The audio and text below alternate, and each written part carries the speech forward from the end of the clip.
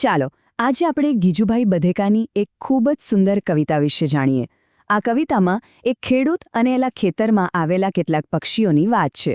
આમ તો વાર્તા બહુ સાદી લાગે, પણ સાચું કહું તો એ આપણને જીવનનો એક બહુ મોટો પાઠ શીખવી જાય છે. તો તૈયાર છો એ જાણવા માટે? સૌથી પહેલાં આ ચિત્રને જરા ધ્યાનથી જુઓ. એક ખેડૂત છે જેણે બહુ મહેનત કરી હોય એવું લાગે છે, પણ એના ચહેરા પર ખુશી કેમ નથી? એ આ સુંદર પંખીડાઓને કેમ ભગાડી રહ્યો છે? બસ આ જ સવાલથી આપણી વાર્તાની શરૂઆત થાય છે.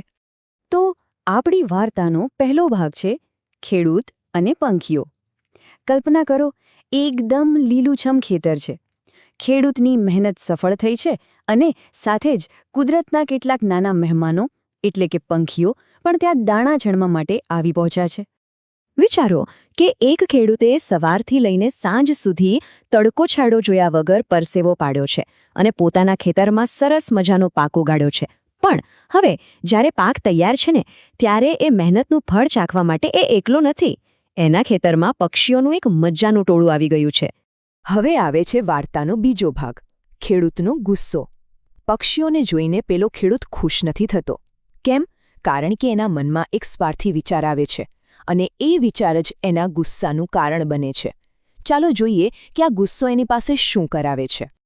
ખેડૂતના મનમાં જાણે આગ લાગી જાય છે. એ વિચારે છે, ના, આ તો નહીં જ ચાલે. આ દાણા મારી મહેનતના છે. મેં આખો દિવસ કામ કર્યું છે. એને એવું લાગે છે કે આ પક્ષીઓ તો એની મહેનત ચોરી રહ્યા છે.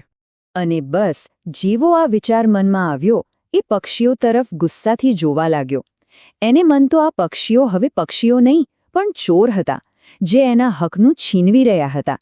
એટલે જ એ ગુસ્સામાં એમને પોતાના ખેતરમાંથી ભગાડવાનું શરૂ કરી દે છે. અને હવે વાર્તામાં એક જબરદસ્ત વળાંક આવે છે. આપણા ત્રીજા ભાગનું નામ છે એક વિચારની શક્તિ. ગુસ્સાની વચ્ચે જ એક નાનકડો વિચાર ખેડૂતના મગજમાં આવે છે અને એ વિચાર બધું જ બદલી નાખે છે. પક્ષીઓને ભગાડતા ખેડૂત અચાનક જ થંભી જાય છે, ઊભો રહી જાય છે. એના મનમાં કંઈક નવું જ ચાલી રહ્યું છે, જે બધું જ બદલી નાખવાનું છે. શું વિચાર આવ્યો હશે એને? અને ત્યારે એને એકદમ નવો વિચાર આવે છે. એ વિચારે છે, અરે, આ ધરતી શું ફક્ત મારી એકલાની છે? ના, આના પર તો પશુઓ અને પક્ષીઓનો પણ એટલો જ હક છે. ભગવાને જે આ અનાજ બનાવ્યું છે એ તો બધા માટે છે. તો પછી આ બિચારા નાના પંખીડા મારાથી કેમ ડરે છે? અને આ જ છે આપણો ચોથો ભાગ, હૃદય પરિવર્તન. બસ આ એક નાનકડા વિચારે ખેડૂતના ગુસ્સાને પ્રેમ અને દયામાં બદલી નાખ્યો. હવે પેલો જૂનો ગુસ્સાવાળો ખેડૂત નથી રહ્યો. એનું મન એકદમ બદલાઈ ગયું છે. જુઓ કેટલો મોટો બદલાવ છે. પહેલાં એ શું વિચારતો હતો? આ અનાજ તો ફક્ત મારું છે. અને હવે શું વિચારે છે? મારું ખેતર તો બધા માટે એક બગીચો છે.